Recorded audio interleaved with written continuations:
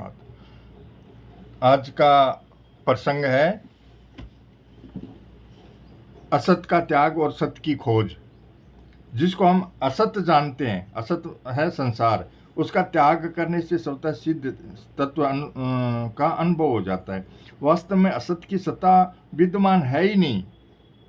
नास्तो विद्यते भावे, असत्य का अत्यंत अभाव है। मैं, तू, यह और वह, इन चारों की सत्ता ही नहीं है। जो कुछ भी देखने, सुनने, मानने, चिंतन करने में आता है वह वास्तव में है ही नहीं।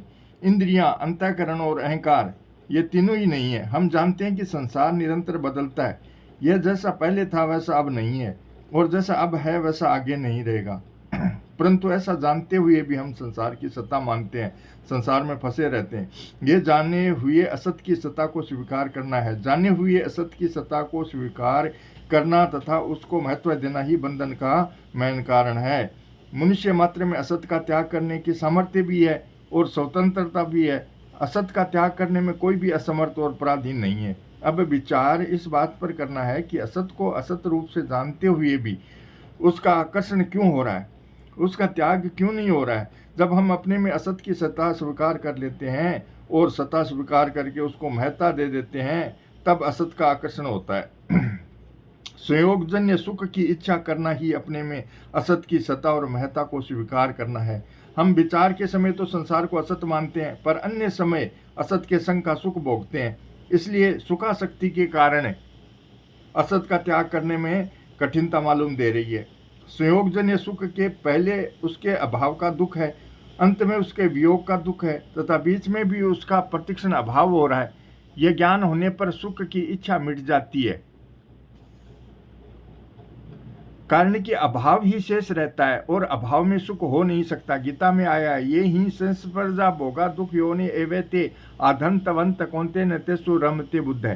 हे कुंती नंदन, जो इंद्रियां और विषयों के संयोग से पैदा होने वाले भोग हैं वे आदि अंत वाले और दुख के ही कारण है। अतः विवेकी मनुष्य उसमें रमण नहीं करता। विवेक का अनादर करने के कारण मनुष्य आरंभ को देखता है, परिणाम को नहीं। सुख भोग के परिणाम में दुख आएगा ही, ये नियम है। कारण कि सुख भोग के परिणाम में अपनी शक्ति का ह्रास और भोग्य वस्तु का नाश होता ही है। ये नियम है। यदि मनुष्य सुख भोग के परिणाम पर विचार करे, उसके परिणाम को महत्व दे, तो सुख भोग की रुचि मिट जाएगी, क्योंकि दुख और अभाव को कोई भी नहीं चाहता।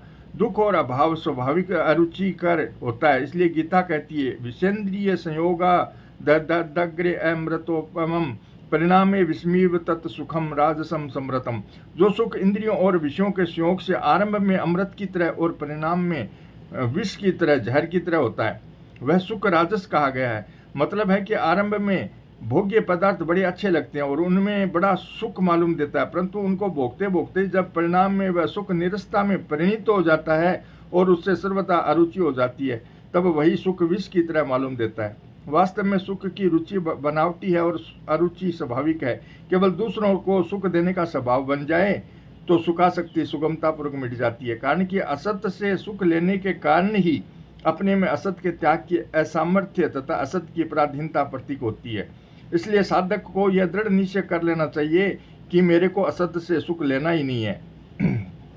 एक मार्मिक बात है कि ढीली प्रकृति वाला अर्थात शिथिल स्वभाव वाला मनुष्य असत का जल्दी त्याग नहीं कर सकता। एक विचार किया और उसको छोड़ दिया, फिर दूसरा विचार किया और उसको छोड़ दिया। इस प्रकार बार बार विचार करने और उसको छोड़ते रहने से आदत बिगड़ जाती है। इस बिगड़ी हुई आदत के कारण ही वह असत्य संसार के त्याग की बातें तो सीख जाता है, पर असत का त्याग नहीं कर पाता। अगर असत का त्याग कर भी देता है तो स्वभाव की ढिलाई से फिर उसको सता दे देता है। स्वभाव की यह शिथिलता स्वयं साधक की बनाई हुई है। अतः साधक के लिए बहुत जरूरी है कि वह अपना स्वभाव दृढ़ रहने का बना ले। एक बार वह जो विचार कर ले फिर उस पर वह दृढ़ रहे। भजनते माम दृढ़ व्रता। छोटी सी छोटी बात में भी वह दृढ़ पक्का रहे तो उसमें असत का त्याग करने की शक्ति आ जाएगी।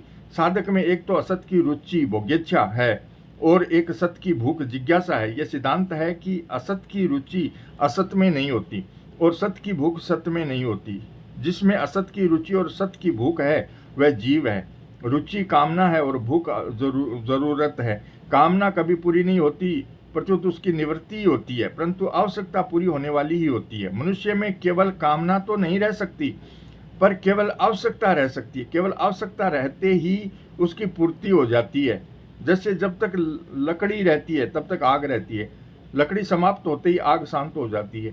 ऐसे ही जब तक कामना भोगेच्छा है तब तक आवश्यकता जिज्ञासा है।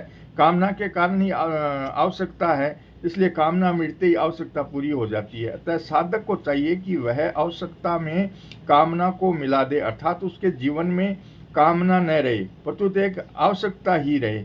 असत की रुचि न रहे, प्रत्युत सत की रुचि रहे और सत की ही भूख रहे।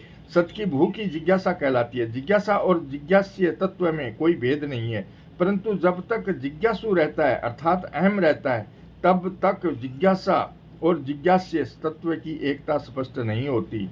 अहम के मिटने पर जिज्ञासु नहीं रहता, परंतु जिज्ञासा मात्र रह जाती है। जिज्ञासा मात्र रहते ही जिज्ञासा जिज्ञास्य तत्व से एक हो जाती है, अर्थात आवश्यकता की पूर्ति हो जाती है। असत नित्य निवृत्त है, इसलिए उसका त्याग होता है, और सत्य नित्य प्राप्त है, इसलिए उसकी खोज होती है। निर्माण और खोज दोनों में बहुत अंतर है। निर्माण उस वस्तु का होता है जिसका पहले से अभाव होता है, और खोज उस वस्तु की होती है जो पहले से ही विद्यमान है। सत का अभाव विद्यमान है ही नहीं, ना भाव विद्यते सतः।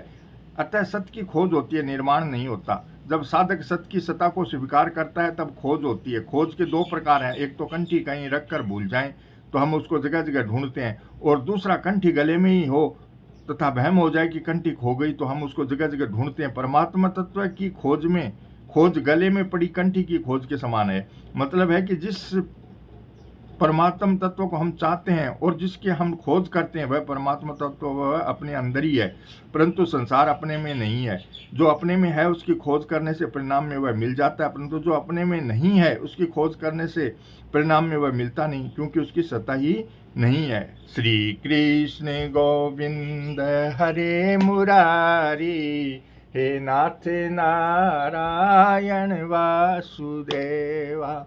श्री कृष्ण गोविंद हरे मुरारी, हे नाथ नारायण वासुदेवा। श्री कृष्ण गोविंद हरे मुरारी, हे नाथ नारायण वासुदेवा। जय श्री कृष्ण।